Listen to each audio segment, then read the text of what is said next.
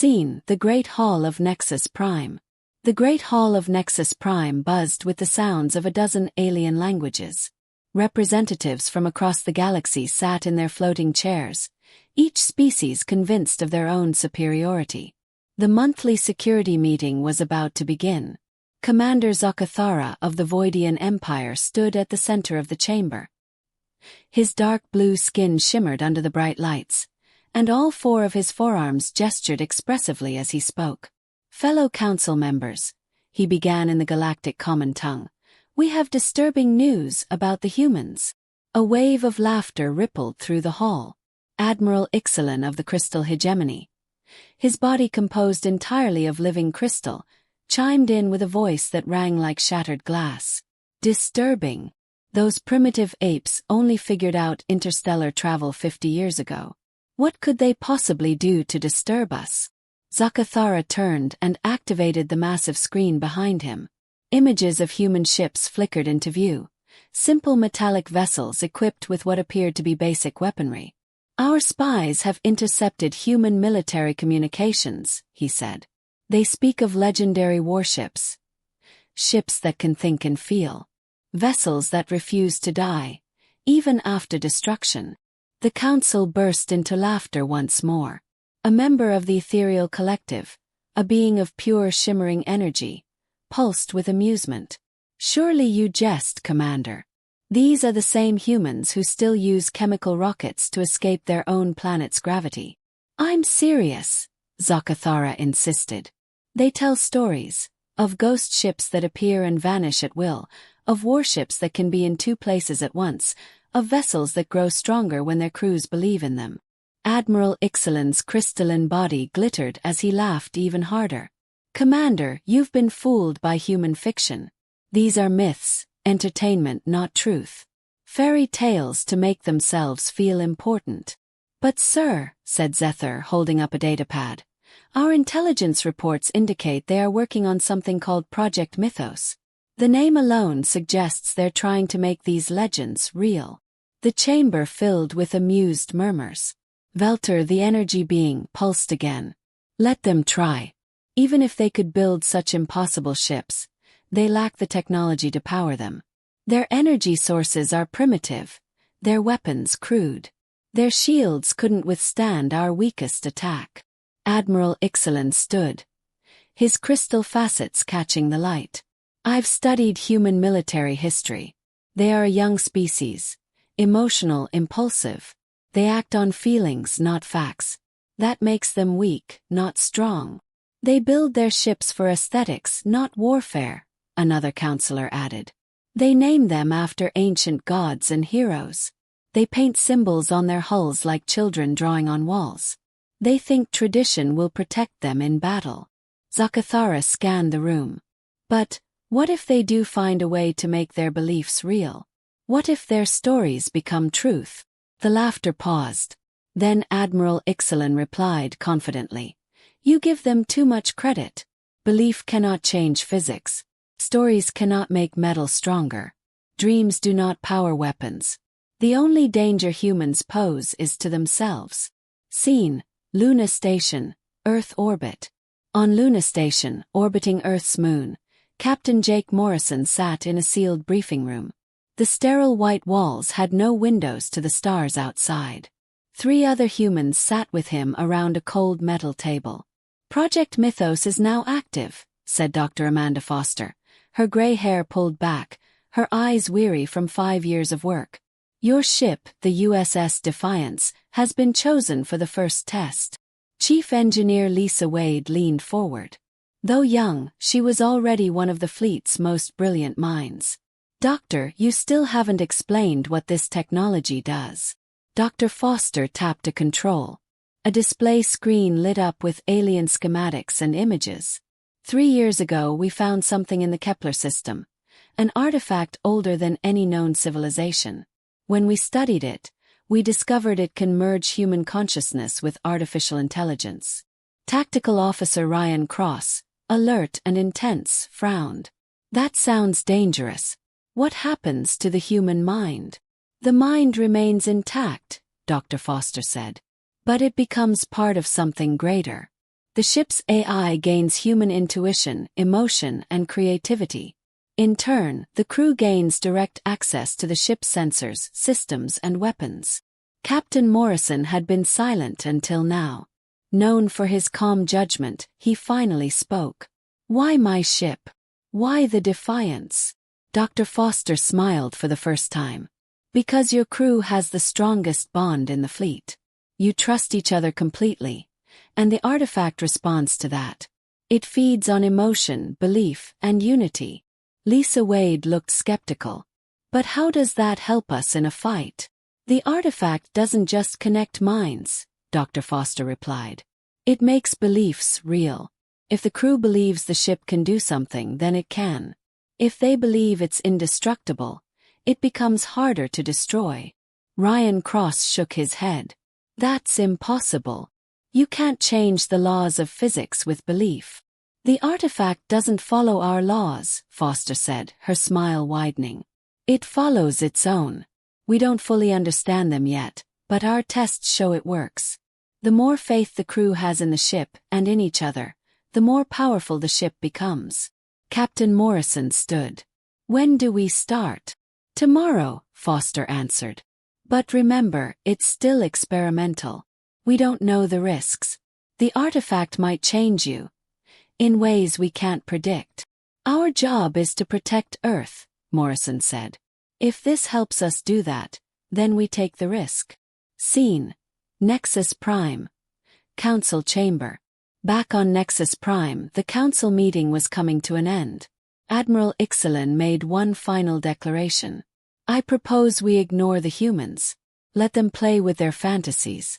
When their myths fail, they'll accept their place as a minor species." The council members murmured in agreement. They filed out of the hall, still laughing at human foolishness. None of them noticed the small recording device hidden in the shadows. And none saw the cloaked figure who smiled from the darkness. Soon the galaxy would learn. Human myths are far more dangerous than alien facts. Scene: 3 months later. Hidden shipyard. 3 months had passed since the Luna Station meeting. The USS Defiance floated in a concealed shipyard. Its hull was now covered in strange new equipment. Cables and conduits snaked across it like metallic veins. The ship looked alive. Captain Morrison walked through its corridors. Everything felt different. The walls seemed to hum with energy. The lights pulsed in slow, rhythmic waves, almost like breathing. Dr. Foster had warned him this would happen as the artifact integrated with the ship. In engineering, Lisa Wade stared at dozens of screens. The data made no sense. "Captain," she called over the comms, "integration is at 70%. The ship is starting to respond to our thoughts." Morrison reached out and touched the wall beside him. Pulsed back. Scene: Nexus Prime, Great Hall. Continuation. Captain Jake Morrison touched the wall beside him. For just a moment, he could swear something touched him back. Scene: Epsilon Sector, aboard the USS Horizon. Far across the galaxy, in the contested Epsilon Sector, Captain Ben Carter stood on the bridge of the USS Horizon. The ship was sleek and fast, built for exploration, not combat. For 2 weeks, they'd been mapping the region without encountering a single vessel. "Captain," called Navigator Kelly Price from her station. "Multiple ships inbound, fast. Energy signatures match Voidian Empire designs." Carter moved quickly to the center of the bridge. "How many?" "6 ships, sir," Price replied. "All of them bigger than us." Communications Officer Tony Walsh looked uneasy. "Should I send a message to Earth?" "Not yet," Carter said, trying to stay calm. "Maybe they just want to talk." "Open a channel." The main view screen blinked on. A cold, blue face filled the display. Commander Zether of the Voidian Empire. His 4 arms were visible, his expression hard and unforgiving. "Human vessel," he said sharply. "You are in restricted space. Surrender immediately." Carter stepped forward. "Commander, this is Captain Ben Carter of the Earthship Horizon. We're on a peaceful exploration mission. We didn't know this area was restricted. Zether's eyes narrowed. Humans are not welcome here. Your species spreads lies. Stories of warships that cannot die. The council laughs, but I do not. I know you are building something dangerous. Commander, I don't know what rumors you're talking about, Carter replied, honest confusion in his voice. We're just scientists, explorers. We only have basic defense systems.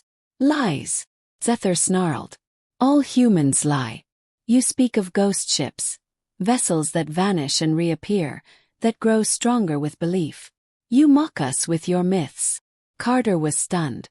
Sir, I assure you, we have no such ships. Our fleet is small and peaceful. Zether's hands hovered over his weapons console. Your peaceful words are a mask for war. We will not be fooled like the council. Commander, please, Carter said, voice rising in desperation. Come aboard. Inspect our ship yourself. We have nothing to hide. But Zether had already made his decision. Human vessel, prepare to be destroyed. Your lies end here. Without warning, the Voidian ships opened fire. Brilliant beams of energy slammed into the horizon's shields. The entire ship shook violently as alarms howled. Shields down to 40%, shouted Price.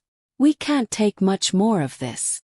Carter grabbed the arm of his command chair as another blast rocked the ship. Tony, send a message to Earth. Well, tell them what's happening. Tony's hands flew over the console. Message sent, sir, but it'll take days to reach Earth. The horizon turned to flee, but the Voidian ships were faster. More energy blasts struck them.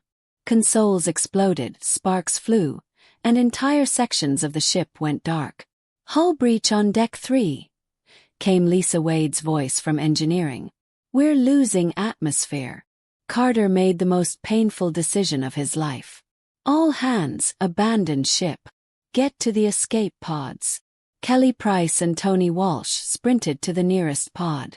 As they climbed inside, Kelly grabbed a portable recorder. If we survive, she said, someone needs to know what really happened here. The pod launched just as the horizon exploded behind them, a fireball lighting up the void. Through the tiny window, they watched the remains of their ship break apart. The Voidian vessels circled the wreckage like predators. They didn't even try to capture us, Tony whispered. They just wanted to kill us. Kelly activated the pod's stealth systems. The craft shimmered, becoming invisible to most sensors. We need to stay hidden until someone comes. Scene Earth United Earth Command. Admiral Grace Mitchell sat in her office when the distress message arrived. She read it once, then again, and a third time before she believed it. The Voidians had attacked an unarmed exploration ship without provocation. This was war. She hit a button on her secure console. Get me Captain Morrison on the Defiance. Tell him to prepare for immediate deployment. Scene Secret Shipyard USS Defiance. On the hidden shipyard orbiting Earth, Captain Jake Morrison received the message while standing in the new command center of the USS Defiance. It looked nothing like a normal starship bridge. Screens covered every wall. Strange lights pulsed in rhythm, like the ship was breathing. Lisa Wade's voice came from the engineering station. Captain, integration is at 75%. We still don't know if the systems will hold up in combat. Morrison stared at the tactical display of the Epsilon sector. Somewhere out there, Kelly and Tony were hiding. And the galaxy was about to learn what happened when human myths became real. Scene, USS Defiance, en route to the Epsilon sector. Price and Tony Walsh were hiding from alien killers. We're going anyway, Captain Jake Morrison said firm. The Horizon's crew needs help. Lieutenant Ryan Cross checked his weapons console. His brow furrowed in confusion. Sir, these new weapons, nothing about them makes sense. The computer says their power adjusts based on our emotions. Dr. Foster, seated nearby, added, the ship responds to our beliefs. Morrison nodded grimly. Then maybe it's time to find out if she was right. He reached out and placed his hand on the ship's control panel. For a moment he felt something touch his mind. It wasn't fully human, but it wasn't machine either. It was aware, listening. "This is Captain Morrison to all crew," he said over the ship-wide comms. "We're going to save our people. Believe in this ship. Believe in each other. And believe that we will bring them home." As the USS Defiance left the secret shipyard, its hull began to glow with a soft, silvery light. The vessel no longer looked like a machine. It looked alive, like something born to swim through the stars. Scene: Nexus Prime Galactic Council Emergency Session. On Nexus Prime, the Galactic Council convened in urgent session. The attack on the horizon had just been reported. "This was a mistake," Admiral Exxon admitted. "Attacking a peaceful Earth vessel will only make the humans angry." One of the counselors flickered with unease. "Perhaps we should recall Commander Zether before the situation escalates." But it was already too late. Scene: Epsilon Sector near the horizon's wreckage. In the contested Epsilon Sector, something impossible was approaching. Something that would show the galaxy that humanity's myths were no myth at all. The USS Defiance dropped out of hyperspace. Captain Morrison stood at the center of the strange, otherworldly command room. The displays showed things no ordinary sensors should be able to detect. Fragments of reality others couldn't see. "Captain," Lisa Wade called from her station, "I've located the horizon's wreckage.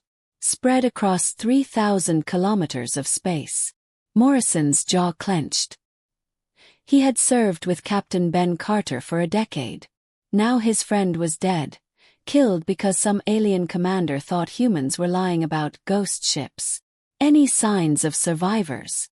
Ryan Cross scanned his console. 2 life signs. A stealth pod about 50,000 kilometers from the wreck. They're alive, but their power is fading fast. "Set course for the pod," Morrison ordered. As the ship turned, he felt something, again. The walls around him pulsed with a soft energy. Lights brightened slightly, responding to his rising anger.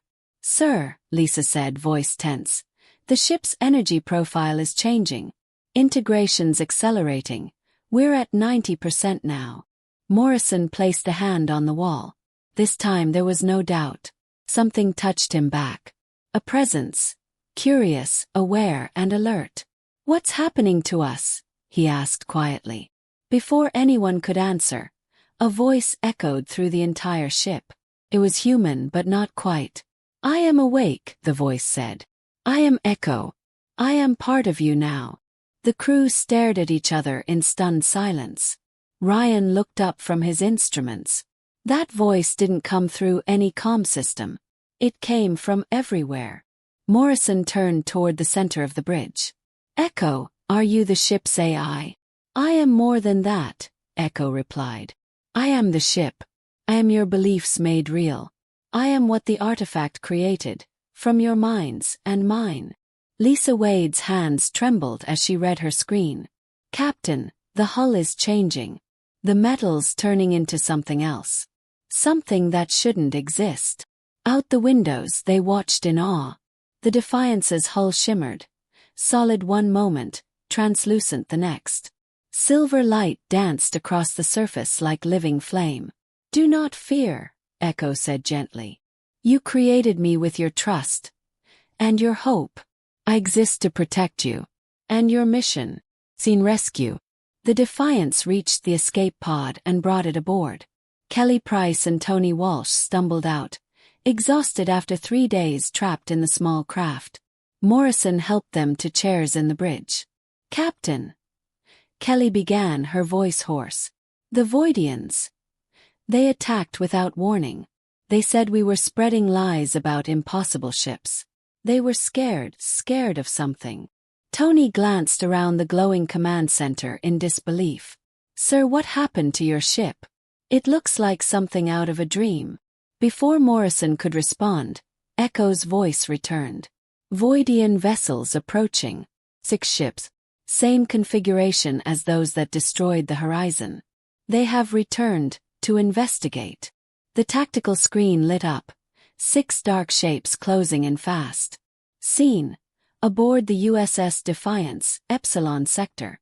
Lieutenant Cross braced himself at the weapons console, but the readings still made no sense. Echo! Captain Morrison barked. Can you fight them? I can do things they will not expect, Echo replied calmly. Watch. The USS Defiance began to shift. Its hull shimmered, turning fully transparent, like glass woven from starlight. Within seconds, the ship faded from view, blending into the starfield until it was almost impossible to see. Suddenly, a voice crackled over the comm system. Human vessel, came the harsh, multi-toned voice of Commander Zethra. We know you are here. Surrender now, and we will make your death swift. Morrison activated the external broadcast system. Commander, he said evenly, you attacked a peaceful ship. You murdered innocent people. We demand that you surrender, and face justice. Zethra laughed with all four of his mouths. You are alone, human. One fragile ship against 6 of ours. Your weapons cannot harm us. Your shields cannot stop us. What can one Earth vessel possibly do? Let me show you, Echo whispered. Scene battle begins. The Defiance suddenly reappeared, directly behind the Voidian formation. Its weapons fired. But these weren't ordinary energy blasts. They glowed with silver fire, coiling like serpents of light, alive with purpose. The beams curved mid-flight, slipping around enemy shields and striking the hulls directly. 2 Voidian ships erupted into fireballs. The rest spun frantically, searching for their attacker. But the Defiance was already gone. Impossible! Zethra shrieked. Our sensors see nothing. How can you fire while invisible? Then, with a silent flicker, the Defiance reappeared, this time above the remaining ships. What happened next broke every known law of physics. The ship split into 3 identical copies, each moving with eerie precision. All 3 opened fire on different targets. 3 more Voidian ships disintegrated in synchronized explosions. Zethra's vessel, now the last survivor, tried to flee. But the 3 Defiances moved in perfect harmony, encircling the Voidian ship like predators closing in. They danced around it in silent formation, their movements fluid and intelligent, as if controlled by a single mind. Please! Zethra's voice came over the comm, ragged and desperate. We surrender. Don't destroy us. The 3 ships slowly merged back into one. The Defiance became solid again, its silver hull gleaming with a light that didn't reflect from the stars, but came from within. Morrison could feel Echo's presence in his chest, a pulse of calm satisfaction like shared triumph. He activated the comm one last time. Commander, Morrison said, voice firm but cold, you will return to your masters. Tell them what you saw here. Tell them that human myths are becoming real. Zethra's damaged ship limped away at full speed. Scene, Nexus Prime Galactic Council. Within hours, the Galactic Council received Zethra's report. They didn't believe a word. Ships that can become invisible. Admiral Ixalan scoffed. Vessels that split into multiple copies. Commander, you've clearly been fooled by human tricks. Sir, Zethra pleaded. I saw it. With my own eyes. This was no trick. They've built something that should not exist. A counselor flickered with irritation. You lost 5 ships to 1 human vessel. And now you invent fantasy to cover your failure. But Zethra's wasn't the only report. Other alien captains in the Epsilon sector had also witnessed anomalies. A human ship that appeared in 2 places at once. A vessel that enemy fire passed through harmlessly. A warship that glowed with its own light and moved like a living thing. The stories spread. From crew to crew. From planet to planet. From navy to navy. And soon, every alien military commander in the known galaxy had heard the whispers. The human ghost ship. Some believed. Others scoffed. But none slept soundly. Scene, Captain's Ready Room, USS Defiance. Captain Morrison stood alone in his ready room, gazing out at the stars. The battle was over, but the galaxy had changed. Echo's voice echoed gently in his mind. Captain, I understand now what I am. I am every human story about ships that never surrendered. I am every legend of vessels that protected their crews until the very end. I am seen aboard the USS Defiance, deep space. Really, Echo? Morrison asked quietly. I am what you needed me to be, Echo replied.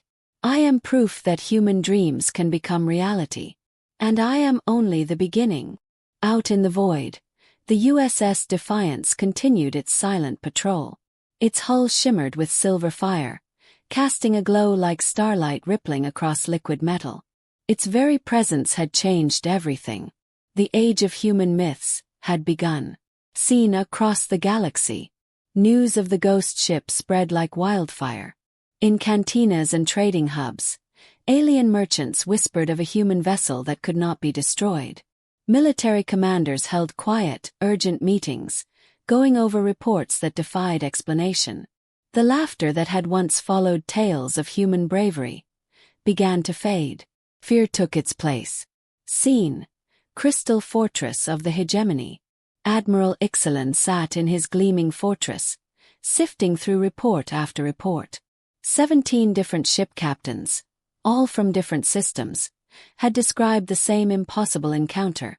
A human vessel that appeared and vanished at will. Energy blasts that passed through empty space. Weapons that curved like living snakes. This is madness, Ixalan muttered. His aide, a younger crystalline being named Zarkeith, shifted nervously. Sir, what if the humans have discovered a technology we don't understand? What if their myths are based on ancient knowledge? Ixalan's crystalline surface flashed crimson with anger. Impossible. We have studied every advanced civilization in this galaxy. No one has technology that breaks the laws of reality. But the reports kept coming. A human ship that healed faster than it could be damaged. A vessel that grew stronger under fire. A warship that appeared in 3 star systems at once. Seen, Emergency Council, Nexus Prime. On Nexus Prime, Councillor Velter convened an emergency session. 12 civilizations sent representatives to the Great Hall. For the first time in recorded memory. No one laughed at the mention of humans. The situation is serious, Velter said gravely. Our military forces are requesting permission to mobilize near human space. They seek to end this ghost ship threat before it spreads.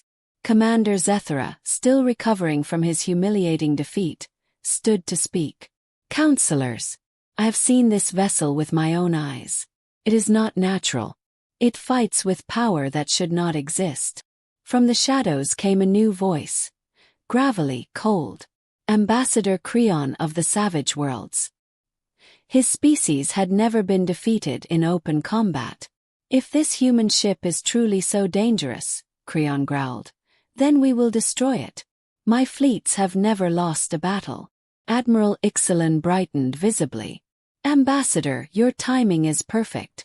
The Crystal Hegemony offers its most advanced dreadnoughts to support your campaign. And the Voidian Empire, added Zethra, eager to redeem himself, will provide tactical intelligence and scout ships. Velter's energy form pulsed with grim satisfaction. Then it is decided. A combined fleet will end this human trickery once and for all. Seen, USS Defiance Command Center. Back aboard the Defiance, Captain Morrison stood on the bridge. He could feel the shift before any system picked it up. Like the ship itself was sensing danger. Echo's voice whispered through the intercom. They are coming, Captain. Many ships. More than we've ever faced. Morrison summoned his senior staff. Lieutenant Lisa Wade arrived first, her face tight with worry. Ryan Cross followed, scanning tactical data. Dr. Amanda Foster came last, her portable scanner beeping non-stop. Doctor, Morrison said. What are those readings? Foster stared at her device, awed. The ship's energy signature is changing again. Integration is now at 100%, but it's still growing. The artifact is responding to something. It's responding to you, Echo said, its voice echoing from the walls. To your emotions, your determination. The stronger you believe, the stronger I become. Ryan Cross frowned at his display. Captain, I'm picking up massive fleet movements headed straight for us. Looks like half the galaxy is coming. Lisa Wade checked her readouts. Sir, we're outnumbered. At least 50 to 1. Even with our new capabilities. How do we fight that? Morrison looked around the bridge. Every one of them had volunteered for this mission. An unproven ship, a dangerous prototype, a mission into the unknown. They had risked their lives for something greater. And now they faced impossible odds. Because the galaxy feared human stories. Echo, Morrison asked softly. What do you need from us? I need you to believe, Echo replied. Not just in me, but in what we represent. I am powered by human hope, human courage, human refusal to surrender. The more you believe in those things, the more real I become. Dr. Foster's scanner beeped wildly. Captain, the ship is changing again. The hull's composition is shifting to something that doesn't exist on any known periodic table. They turned to the windows. Outside, they watched as the Defiance began to transform once more. Its hull no longer looked like metal. It looked like something alive. 27:41. Like a living constellation, Morrison whispered, watching the ship shimmer in impossible ways. He could feel Echo's presence growing stronger in his mind. I understand now, he said. We're not just fighting for ourselves. We're fighting for every human who ever dared to believe in the impossible. For every story about heroes who refused to give up. The crew felt it too. Ryan Cross remembered his grandfather's stories from the war. Tales of courage in the face of overwhelming odds. Lisa Wade thought of her mother, an engineer who once fixed a broken ship with nothing but determination and spare parts. Dr. Foster reflected on all the scientists who had been mocked for their ideas. Ideas that changed the world anyway. Their belief flowed into Echo. And Echo grew stronger. Fleet incoming, Ryan announced. I count 67 enemy ships, led by 3 massive dreadnoughts. On the lead dreadnought, Admiral Ixalan prepared for battle. His crystalline form glowing with confidence. All ships target the human vessel. Concentrated fire. We end this myth today. Ambassador Creon's voice echoed over the comms. Admiral, my warriors are ready. This ghost ship will learn why the savage worlds have never lost a war. Commander Zether coordinated the fleet. Remember, this ship uses illusions. Do not trust your sensors. Trust only your weapons. The massive alien fleet moved into perfect formation, closing in on a single target, the USS Defiance. But the Defiance didn't flinch. It hung in space like a silver star, its hull pulsing with light. I'm ready, Echo said softly. We are ready, Morrison replied. He looked at his crew one final time. Whatever happens, remember who we are. We're human. We don't surrender. We don't run. And we don't let bullies hurt innocent people. Understood. Ready for battle, sir, Lisa said. Systems green, impossible but stable, Ryan confirmed. Dr. Foster smiled. Let's make history. The alien fleet fired. A storm of weaponry strong enough to shatter a moon surged toward the Defiance. But the Defiance was no longer there. What happened next would be told in legends for generations. The ship had vanished, leaving the enemy fleet firing into empty space. Impossible! Admiral Ixalan shouted, his crystalline body flashing red. Where did it go? The answer came from every direction at once. The Defiance reappeared, behind the fleet, above it, and on both flanks. 4 identical ships, all glowing with silver fire. All of them real. Multiple contacts. Creon shouted. How can one ship be in 4 places? Zakhthra checked his readings. They're identical in energy signature. They're all real. The 4 Defiances opened fire. Their weapons flowed like liquid starlight, arcing, weaving, dancing through space like living creatures. The beams bypassed shields and struck hulls directly. 6 alien ships were destroyed in the first volley. All ships, evasive maneuvers. Ixalan ordered. Focus fire, one target at a time. But when the enemy concentrated their fire on one Defiance, it simply faded into mist. The other 3 continued the assault, tearing through their ranks. On the bridge of the real Defiance, Morrison could feel Echo's power flooding the ship, humming through every circuit. "Our weapons are responding to our thoughts," Ryan said, astonished. "When I imagine the shot, it hits." Lisa's eyes widened. "We're generating more energy than our reactors could ever produce. It's pulling from something else." "From you," Echo replied, no longer through speakers but directly into their minds. "From your courage. From your refusal to give up. From every human story where the hero stands their ground." Dr. Foster's scanner was going wild. The ship isn't just changing its structure, it's changing the space around it. It's rewriting physics. Morrison understood. The Defiance had become more than a ship. It was the embodiment of every human legend, every ghost story, every myth about vessels that never died, made real through belief and technology. The alien fleet tried to adapt. Ixalan ordered his ships to scatter. Creon sent ramming orders. Zethar launched jamming protocols. Nothing worked. The Defiances moved like dancers, splitting, weaving, avoiding every blow. When rammed, they turned intangible. When flanked, they multiplied again. Became 8, then 16. They surrounded the entire fleet. "This is not technology," Ixalan screamed as another dreadnought exploded. "This is madness. Ships don't multiply like bacteria." But Echo was just getting started. The Defiances merged and separated like waves of light. Sometimes they formed one titanic ship the size of a space station. Sometimes they split into dozens of fighter-sized craft, swarming the enemy like angry insects. Ambassador Creon watched in horror. "Retreat. All ships retreat. We cannot fight what we do not understand." But Echo wasn't done. As the alien vessels tried to flee, the Defiance appeared ahead of them, blocking every escape route. Its hull blazed so brightly it hurt to look at. "You came to destroy us," Morrison's voice boomed across every channel. "You attacked peaceful explorers. You laughed at our stories. You called us weak. Now you'll learn the truth. Human myths," he said, "are your new reality." The fleeing ships were trapped in a sphere of silver light, surrounded by a single ship that existed in multiple places at once. "Please," Ixalan begged over the comms. "We surrender. We acknowledge our mistake." Echo waited, curious, patient.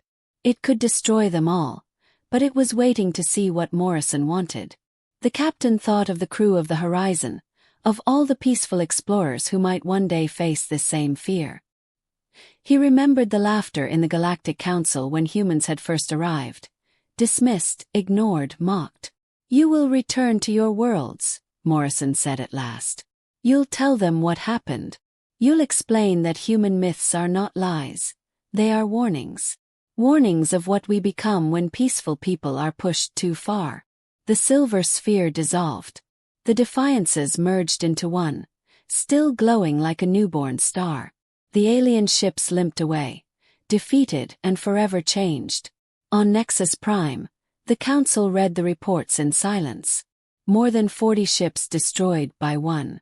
"The descriptions sound like fantasy," one whispered. "But the wreckage is real." "How?" Counselor Velter asked, trembling. Admiral Ixalan, his crystalline body cracked and dim, gave the only answer he could. "They were telling the truth all along. Human myths are real. They're stories. They're history that simply hadn't happened yet." The Council voted unanimously for peace, trade, recognition, an end to hostility. The age of alien dominance was over. The age of human legends had begun. 6 months later, the USS Defiance vanished into deep space, just as Echo had promised. Captain Morrison and his crew were never seen again. But their story lived on.